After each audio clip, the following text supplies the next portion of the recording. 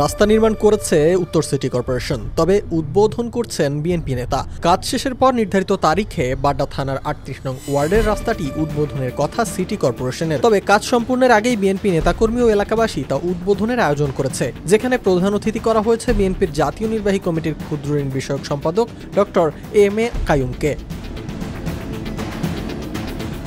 উদ্বোধনী অনুষ্ঠানকে কেন্দ্র করে এলাকায় টানানো হয়েছে ব্যানার, আর এতে স্থানীয়দের মধ্যে ব্যাপক সমালোচনা ও প্রশ্ন দেখা দিয়েছে। নির্বাচিত জনপ্রতিনিধি ছাড়া বিএনপি নেতা এ সড়ক উদ্বোধন করতে পারেন কিনা এমন প্রশ্ন তুলছেন কেউ কেউ। জানা যায়, বাড্ডা থানার ৩৮ নং ওয়ার্ডের পূর্বাঞ্চলের রাস্তার সংস্কার কার্যক্রম শুরু হয় ২০২৩ সালের ডিসেম্বরে। শেখ হাসিনা সরকারের পতনের পর রাস্তার অসমাপ্ত কাজ সম্পন্নের উদ্যোগ নেয় উত্তর সিটি কর্পোরেশন। এখন অল্প কিছু কাজ বাকি রয়েছে, তবে এই সড়কটি ৩৮ নং ওয়ার্ড এলাকাবাসীর ব্যানারে উদ্বোধনের আয়োজন করেছে স্থানীয় বিএনপির নেতাকর্মীরা।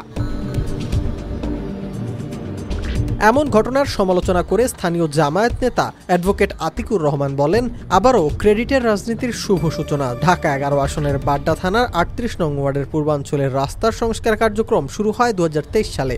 ফ্যাসিবাদের পতনের পর রাস্তার অসমাপ্ত কাজ সমাপ্ত করে অন্তর্বর্তী সরকার। প্রায় ২ সপ্তাহ আগে শেষ হওয়া রাস্তার কাজ উদ্বোধনের উদ্যোগ নিয়েছে রাজনৈতিক নেতা। এলাকায় ঝুলিয়েছে ব্যানার, ক্ষমতা পাওয়ার আগেই ক্ষমতা দেখানোর রাজনীতি।